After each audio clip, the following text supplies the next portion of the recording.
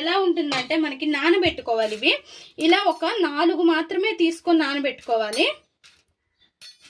ఇలా ఒక 4 తీసుకోవాలి. ఇవి తీసుకుంటే మనకి ఒక బౌల్లోకి తీసుకుంటే నేను ఇలా 4 తీసుకున్నాను. చూడండి, ఇలా ఒక జెల్లీలా ఫామ్ అవుతుంది.